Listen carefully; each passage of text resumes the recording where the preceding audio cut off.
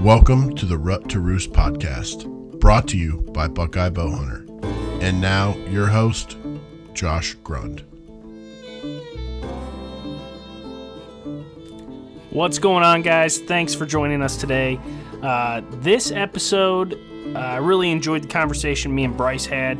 We sat down and talked for a really long time. I'm actually going to split it up into 2 separate episodes, so make sure you tune in to the next one to hear the rest of the conversation. But we get into a lot about turkey hunting, a lot about like the state of the turkey population in Ohio, and some turkey calling strategies, some turkey hunting strategies, scouting, whatnot. It was a pretty good conversation, and hopefully you guys enjoy it.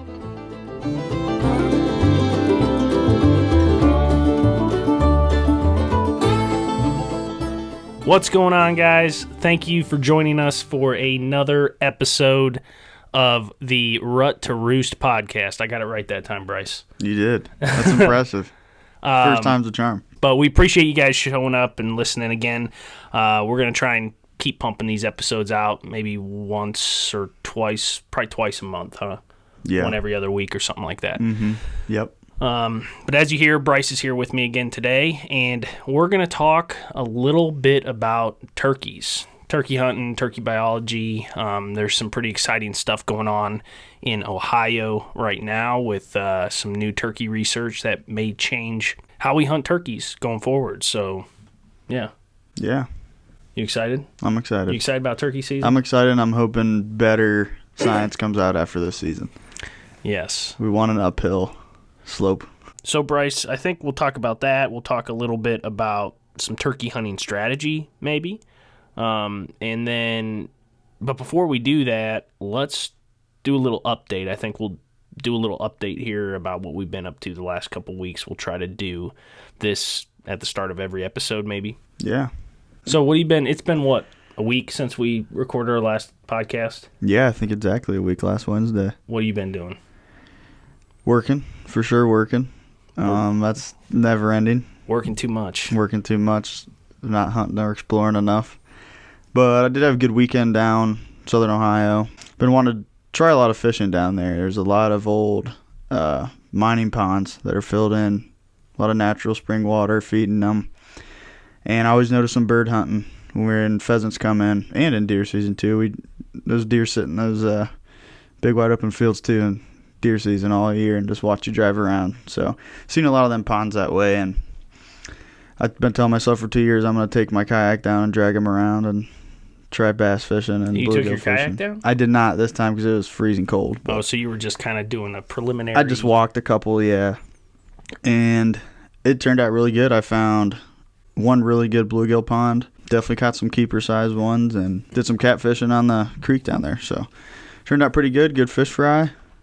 Overall good weekend getting in the woods, for sure. Heck yeah. I sat and edited all weekend.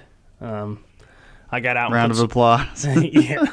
I got some cameras out for turkey season, which we'll talk about. That's coming up, 3 weeks now, I think? 4 weeks? Coming up quick. Actually, 4 weeks from yesterday, yeah. Yeah. I'll be honest, I've never used a camera trying to turkey hunt. Not once.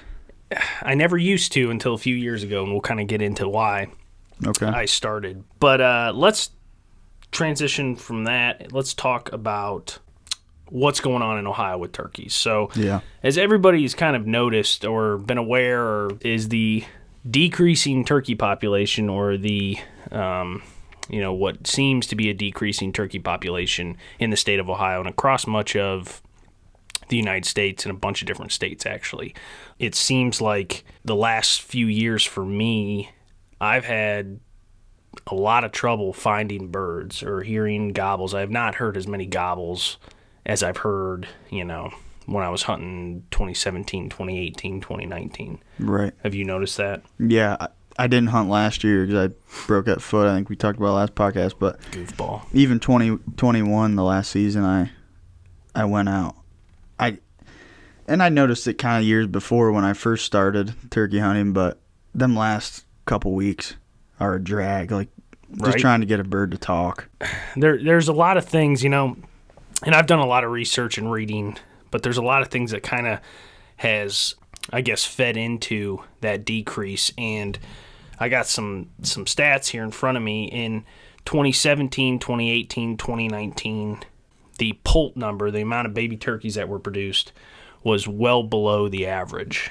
What's average? I think average is like 3.5 poults per hen.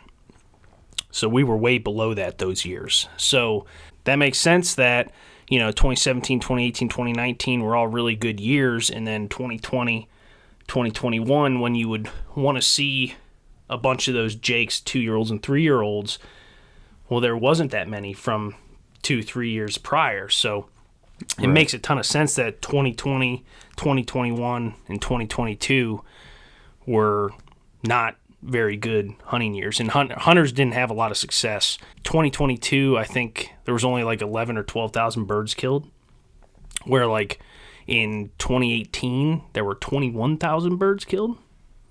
So it's double. Like double. Yeah, we've cut that in half. It doesn't correlate with less tags sold or anything like that, or less hunters. It's literally just less success, which is kind of scary. And I think a lot of people are nervous about it. Like, is the turkey population in Ohio crashing in 2025? Are we even going to have a turkey season, especially when last year they dropped the bag to one bird.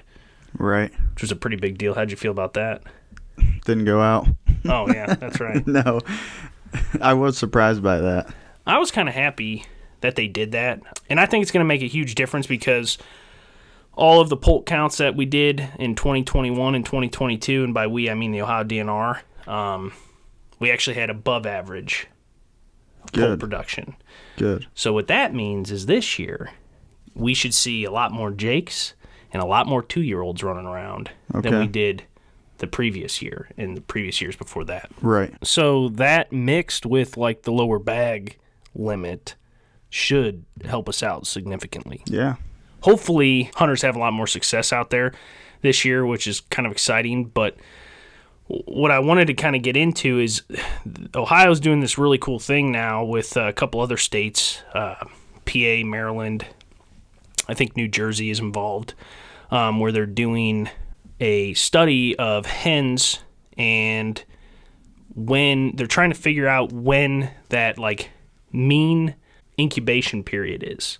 And I learned this doing this research, which is kind of interesting. You know how, what do you say every year, and a lot of hunters say every year, is I wish they opened up turkey season earlier. Right? Birds are gobbling in March. 20 years ago was the last time they did a study on this, and what they found out is that May 1st in Ohio is the average time that hens start sitting on nests and incubating their eggs. So the point of the April 22nd start date is to allow those toms to breed as many hens as possible before we as hunters come in and start shooting a bunch of them. Gotcha. Does that make sense? Yes. So it's different than deer, because deer, like, we're trying to reduce the population of deer pretty much in Ohio every year, right? Yeah. And they let us hunt them throughout the entire rut. You can shoot does throughout the rut, whatever. Till they herd up in February. Yeah, it's a different thing. And turkeys, the way they're being managed is to increase the population. So they don't want us shooting those toms before they get a chance to breed. That's why usually when our season starts, it's dead in the middle of when, the prime mating season happens. That's why, like you just said, at the end of the season, it's a drag. The mating season's pretty much over that last week in a lot of areas.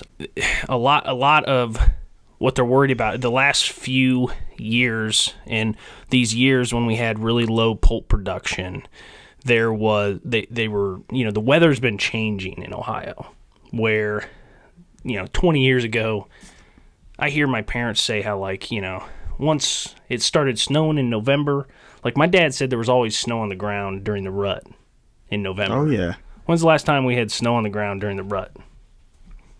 Years. And then the snow would be on the ground until April, and it would melt, and then all of a sudden it's spring, Well, the weather nowadays is like this. Rain, cold, 40s. rain, cold, all the way through May, and that it takes a huge toll and is terrible for poult production, for incubation of eggs. And those babies, when they're born, they literally die of like exposure and freezing to death, right? Their little down feathers get wet. They don't make it through the night. 20 years ago, they had that median date set at May 1st. Well, now they think because of all the changing weather, that median date varies across the state, north to south. That's why Ashtabula has that later start date, right?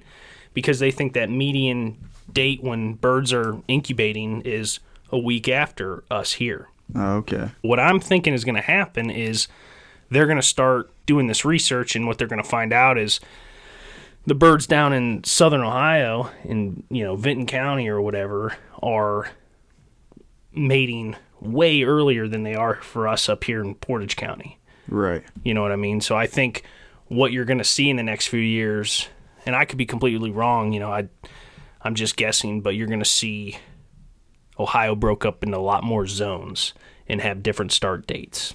Right. Just for turkey, though. It's not going to go across the board yet. I believe it because even being down there last weekend, the woods are so much greener down there. And I'm not down in Wayne National, which is really southern Ohio. It's already green down there? Kind of like south central. Oh, buds are bloomed on briar bushes. Grass is growing. If I hiked long enough, you probably could have found a morel down there. Oh, they're finding morels in Kentucky already. They're finding them in Ohio. I've seen them on a Facebook page. There's different counties that have got them. Really? And Muskingum County was one of them, which is nearby where I'm at. They're not huge, but they're popping. So that's what I mean. Like, turkey's got to be mating down there already. You know what I'm saying? So think about it. They don't get the lake effect up here. So they're already going to be warmer down there. And we usually get, not even like lake effect snow and cold, but rain as well. Down there, heck, they probably got, an inch or two of actual ground freezing over the winter. Yep. And that's actually going to thaw. Yeah. I was talking to some guys on another podcast yesterday, and they said there was snow in Ashtabula like just a few days ago. Oh, yeah. But it's green down south. So that's what I mean. I think that's what they're going to find out is that incubation period does vary north to south across the state, and you're going to see a cutoff line somewhere like New Philly or something. Right. Maybe, but that's what I would imagine. So they're actually radio collaring. They're capturing radio collaring hens. I think they're doing it this year and next year, and they'll have the results in 2025. So if there are any regulation changes, you'll see them after that, I would assume. But they'll be able to follow those hens all year and see exactly when they all start nesting, and I think that'll help great. Yeah, and they're doing one bird again this year, right? I'm pretty it's one bird again. Yep. Yeah. Yep. And that's another big thing I think that's really going to help this year. For the jakes, it's huge. Yeah, look, like I said, 11,000, 12,000 birds were killed. That's half of what was killed 3-4 years ago. Think about how many extra birds are out there that run around that we didn't, Right. I know there's a couple on some of my properties that I saw last year that I didn't kill, so there should be, should be doing pretty good. I hope so. I had a bunch of jakes on the one property, so should have a bunch of 2-year-olds running around, which them are the easiest to kill. They're pretty dumb. They taste good, though. Oh, yeah. They all taste good. Oh, yeah. But, yeah, so I'm excited for that. I hope they find out some pretty interesting information. There's a lot of things. Everybody wants to blame one particular thing. Yeah, they want to blame coyotes or they want to blame raccoons. And, I think raccoons definitely raid a bunch of nests, but I don't think they're that big of an issue as many people think they are. I agree. The biggest thing I've heard is everybody wants to blame bobcats. All the bobcats are back, and that's why the turkeys are No, that's completely false. Yeah. I'll nip that in the I think it's an old-timer thing. They want to blame it on something, but... Yeah, that has nothing to do with it. A bobcat might get a couple hens a year or something, but they're not the reason for the declining population. No. Or what was declining. It has a lot more to do with, like I said, those birds, those hens trying to adapt to changing weather situations. It's just like every other population there is. There's an ebb and a flow, an up and a down. Like, you look at any population of wildlife on Earth, and there is 4 or 5 year periods. It depends on the species. A lot of times, species like rabbits or, prey species, they vary from year to year really quickly because they have such a quick reproductive rate, where animals like wolves and bears, it's a lot more steady, but you'll see, declines and increase in population over like a 5 or a 10 year period with like bigger predators and stuff. But it's pretty natural, and I think we've had a lot of weather changes. The turkeys, got hit pretty hard, but now we're seeing them rebound. They're figuring it out, if that makes sense. I hope so. I really do. Yeah, me too, man. And this is something left field I had heard about, I think about a year ago. I read up on it. I really didn't dig into it too much, but I had heard another blaming reason for the population going down. And I love it. Let's hear it. That was some of the fertilizers and pesticides they spray on crops. I've heard that too. And I didn't dig into it much. I think it's very plausible. But what I had heard they concluded from was that it was making the males infertile, which was bringing reproduction rates down. I could be wrong, but I think that actually comes from, there's something to it, but it's in the type of fertilizer that they're using, and I don't think it has anything to do with fertility or anything like that. I don't think it's much of a thing in Ohio, but in a lot of states they use what they call chicken litter, or like, I think it's like parts of, chicken feathers, chicken poop, chicken, the hay they're living in, whatever, all the organic material that comes from like chicken coops and whatnot, I think, and gets ground up and spread across these crop fields as fertilizer. And chickens tend to carry diseases that can cross over to turkeys, or maybe not diseases, but parasites, and that may be where that come from. I know I've read some stuff about that, but I could see it. I think the biggest thing is, like we talked about, the weather, and then a huge thing is brood habitat. That's what I hear everybody talk about. Really? Is the lack of brooding habitat in the state of Ohio. What is brooding? Brooding's like what the mama hen's doing when she's raising her poults. And brooding habitat is super thick stem count, like grasses, like native grasses, that kind of stuff. Stuff that like a clear cut that first 2 years, stuff that the little turkeys can just disappear in.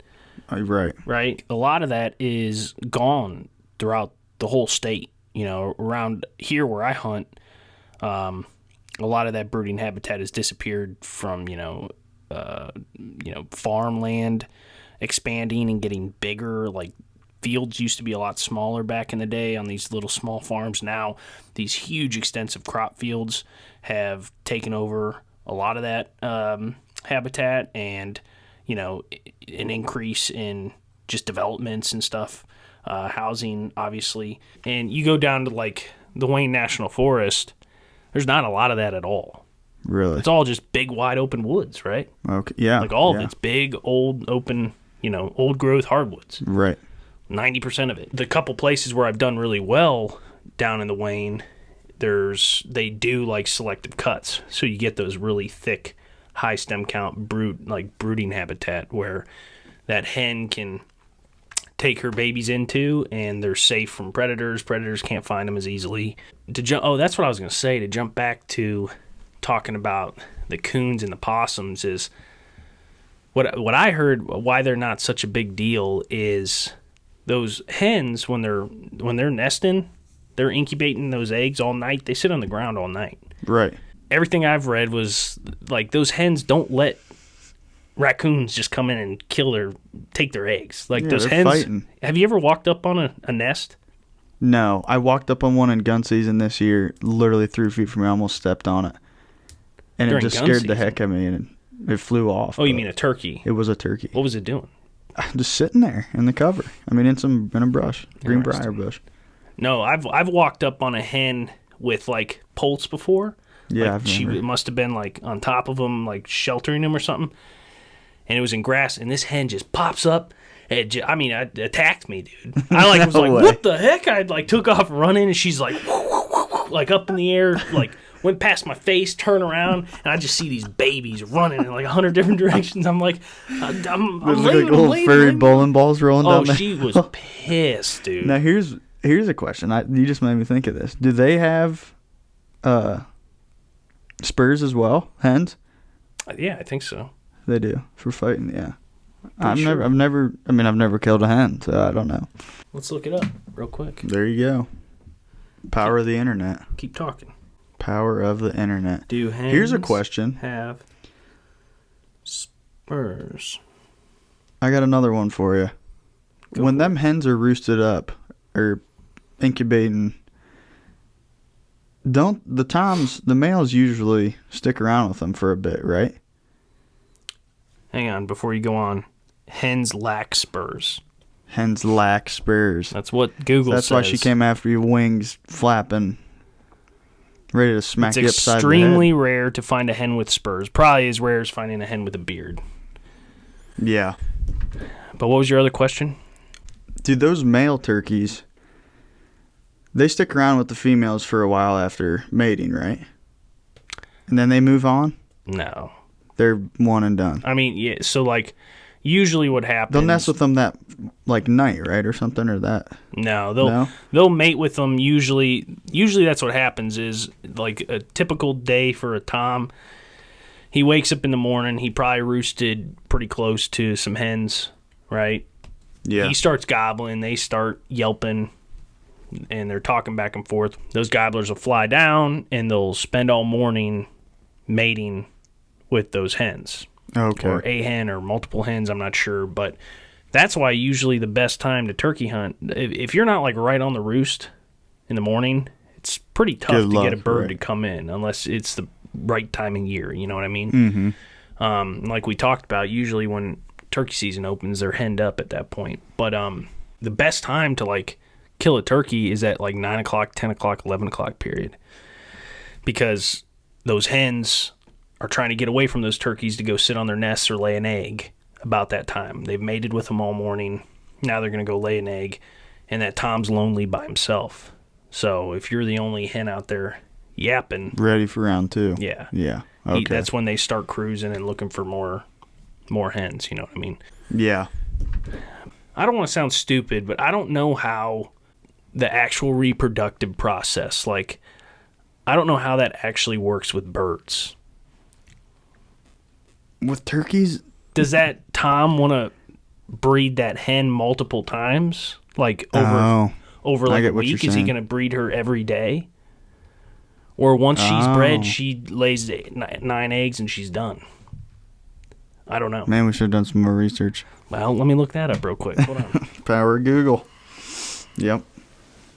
Who knows? It might take that turkey a while to breed her. It might not just be like a deer hopping on the back of a doe. Here, everything you want to know about turkey sex. How wild turkeys mate. So, very young turkeys are known as chicks, poults, blah, blah, blah. Yeah, that's the background info. Yeah, breeding season, domesticated turkeys have been bred to increase their breast size. The actual act itself is fairly brief. A male turkey will strut around, the dominant male has first pick, and if a female is interested, the couple will do a little dance in which they circle each other. Eventually, the male will literally stand on top of the female before beginning that's what he does. Coitus, which lasts less than a minute, though sometimes the couple will mate multiple times. There you go. One turkey can fertilize as many as 10 hens. See, we told you guys we're not pros. Yeah, we're just learning as we go, like y'all. I switched my mic up a little bit. I think it sounds better. A hen does not need to mate every day in order to lay a fertile egg either. She stores sperm in her body, and her eggs will be fertilized for at least a couple of weeks and sometimes much longer before she needs to remate. Wow, they store it? That's what I wanted to know, yeah. That's insane. So he doesn't really need to mate with the same hen every day or whatever. So he's just, right. Yeah. He's running and gunning. Yeah, that's crazy. That's some crazy biology. Yeah.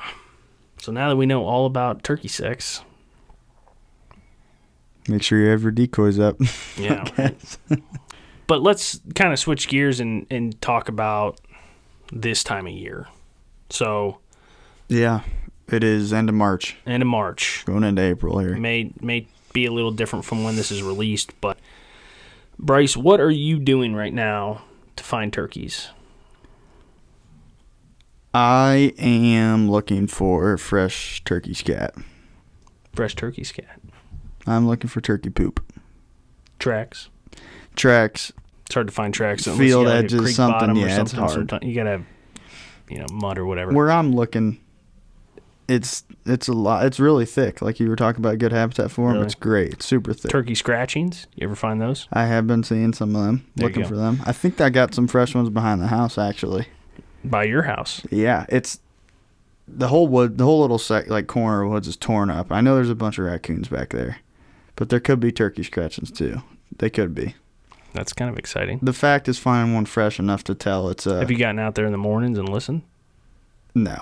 You need to get up one morning, hit that crow call. Just walk back there as it's getting light out and just listen. Don't even hit a call, and just see what you hear. They'll start gobbling if it's a good morning. I know they're down at the other field I have property on down the road from the house, because I heard a hen clucking like crazy in muzzleloader. I was sitting on the creek bank, and it's cut cornfield on each side of the creek, and there's a bunch of tall grasses, and I heard her freaking out like she lost her group. So definitely turkeys there. That's awesome. They're somewhere. It'd be cool to kill one right out your back door. Wouldn't it? Mm-hmm. A whole 400-yard walk and be done for the season. Yeah, I know. The easy way out. You only get one. Yeah, I used to not really do a lot of turkey scouting because I had some really good farms where literally just year after year after year, opening morning, I'd just show up. I'd stand at my truck and I'd just listen. I'd hear one gobble. I'd go after it. I'd kill it. Like That's awesome. It was just so easy because there were so many birds. Yeah. But with this decrease in population, like last year was probably one of the toughest years I've ever had. I didn't kill a bird last year. And, that's right. I worked my butt off, man. I put miles on. Oh, I had like maybe one or two opportunities. The one opportunity that I had makes me sick. It was, did I tell you about this? Story time. Yeah. Nope. So here we go. Last year, and I think it's on my last turkey video from last year. There was a Tom at the Frank farm. If you guys watch my YouTube channel, the Frank farm, it's one of my favorite farms, but there was a Tom. I got trail camera photos of this bird all the time. He played cat and mouse with me like it was crazy.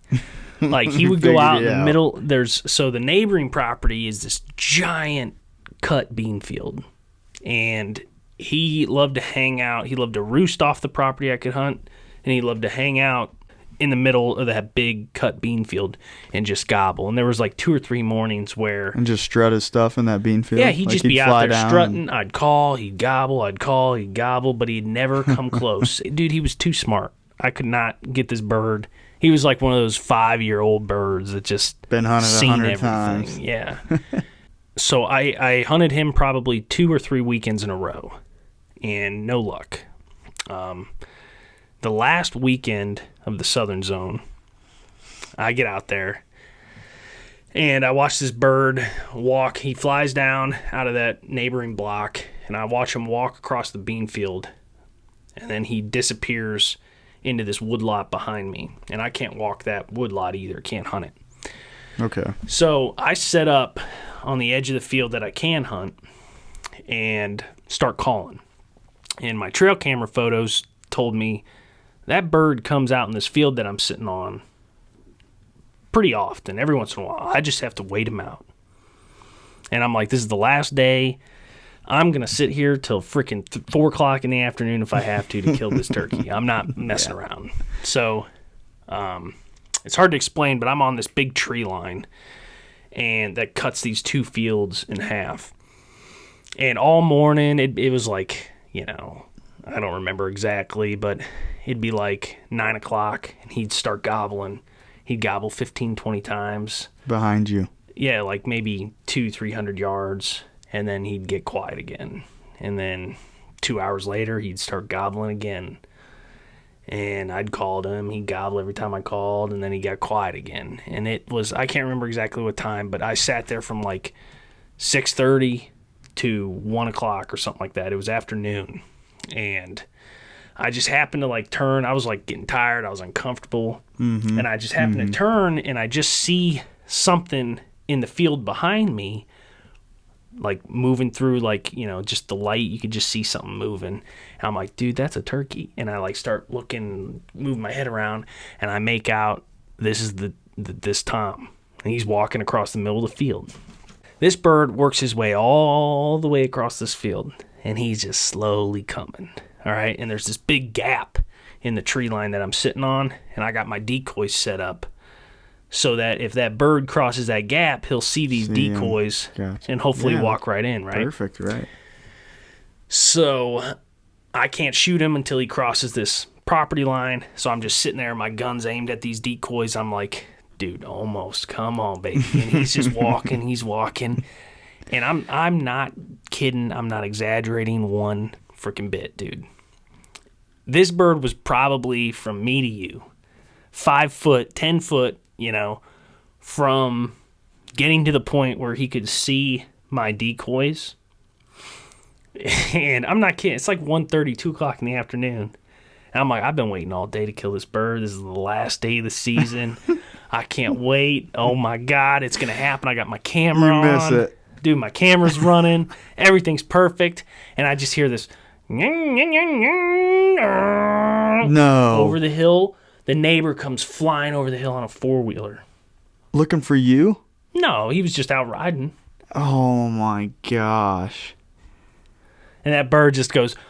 Oh, he ran off. He didn't even fly off. He just ran off. Just ran off into the field like a dinosaur. Dude, I was flabbergasted. Do you think he would have stayed if he seen the decoys and then heard the quad? He might have stayed. You might have tucked into your little lane and then like hung out with them. Like, where are we going, guys? I think if that guy would have just waited literally 45 seconds,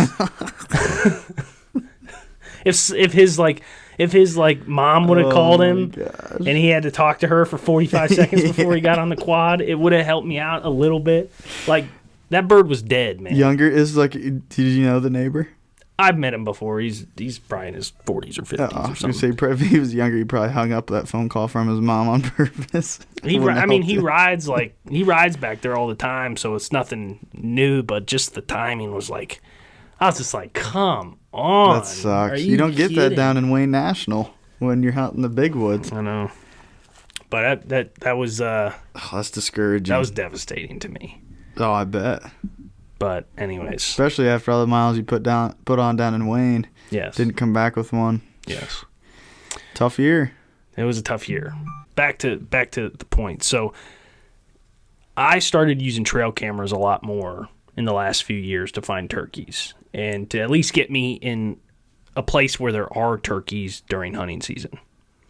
Now, were you using these down in Wayne National when you're public land hunting? No. Those are the cameras I use are more for a lot of the farms I hunt here because, like I said, every farm that I have used to have turkeys on them. I didn't have to. Now, like last year, dude, you couldn't find a turkey track or a turkey scat or anything to save your life. It was like null and void. You go out and listen. I went out and listened so many times before turkey season opened. Never heard a gobble. So it was like, where the heck are they? Yeah. So a few years ago, I started putting up a couple cameras on each property about right now because what that tells me, these birds are flocked up all winter. Right. And then right about now, when they realize, okay, it's almost mating season, these flocks start breaking up and those toms go, out across the country finding their own little territories and they'll maybe group up or whatever, but right now is when all those toms are spreading out across the countryside, getting ready for this mating season. So getting those cameras out right now, you're going to catch those toms moving around and jockeying for position and finding where they're going to kind of, this is going to be their domain for the next. Just like deer. Yep. Yep. Spot on. So I've really started to use cameras a lot, and like I said, if I don't get a single picture of a turkey on one of the farms, that I've done so well on in the past, like I'm just not going to spend any time turkey hunting there. Now, what about moving your camera on that same farm? Do you have a time frame like, hey, I got no pictures in 2 weeks, I'm moving it? Well, here's the thing. So, like, a lot of my farms aren't that big, but I'm putting these cameras on, like, locations where I know birds tend to strut. Based off experience or based off the environment? Based off experience and the environment, kind of, but, like, mostly, like, high points in fields. Field corners, field edges. Like the highest point in the field, that's a lot where of they're times. going to roost and they can see everything. Well, where they're going to strut. Where they're going to strut so that everybody can see them. Right. All the hens can see him from a mile away strutting his tail fan, you know. So right. I'm usually going to be placing those cameras there. And the way I look at it is these cameras are going to be out for 4 weeks. If I don't have a picture of a turkey in 4 weeks, there ain't no turkeys there. So at least not out stunting in the middle of a field. Nowhere I'm going to be able to hunt them. Exactly. You know what I mean? Right. So, like I said, a lot of these properties, the property lines really keep you limited. You know what I mean? Oh, I get it. But yeah, being able to have a few cameras to kind of and have a couple properties to kind of bounce around. If you're hunting turkeys, you know, in a place like up here in northern Ohio where it's really broken, a lot of small property lines, a lot of small properties, and with a smaller turkey population, you're going to struggle finding birds. Some places they're just not going to be there. You know what I mean? And you need to be able to have that opportunity or those options to bounce around and be able to find them if you're not going to hunt public land. Right. Yeah. But if you do have them on that small chunk of private you're on, and you know they're there, you won't doze off for a second. You're going to have so much action. Oh, yeah. Oh, yeah, man. It's going to be fun. If you, especially this year, because like I said, I think there's going to be a lot of 2-year-olds running around. And yeah. I think, you're going to be fired up. Well, there's a big difference. Like I said, I think calling in a 2-year-old bird, those are the ones that just come flying in, just gobbling their heads off and give you an awesome show. Literally running. Come right, like, where is she at? Boom, you know. It's those 4 and 5-year-olds that are the ones that they hang up at 80 yards and they just gobble, gobble, gobble, and they don't come in. They're a little tougher. Obviously, you can make it happen on them big old birds, but those 2-year-olds are fun. First bird I ever killed was a monster.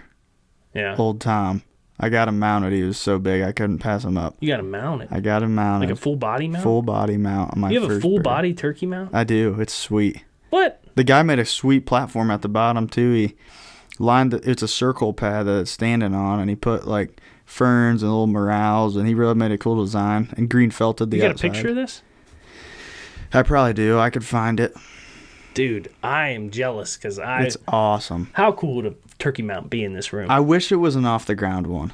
To be honest, if I'd redo it again, I'm doing one off the ground. I'm doing like a wall on hanger. On a piece of driftwood. Like, yeah. Is he puffed up with his tail out? He's fully strutted. Is he? Sweet. He, being a big old Tom, they take up so much room though. I feel. Oh, he'd take a whole corner. Really? I took him to college with me. He stayed in my house. There's no way, awesome. like my cat, dude. Dude, dude, all my tail fans that I use for like my full strut decoy, or my turkey wing that I use for like fly downs and stuff, over there in the corner, just destroyed. Tears it up. Just destroys all of them. This is my house. Like I got a bunch of Jake fans from birds I've killed in the past that I use for my full strut decoy, destroyed.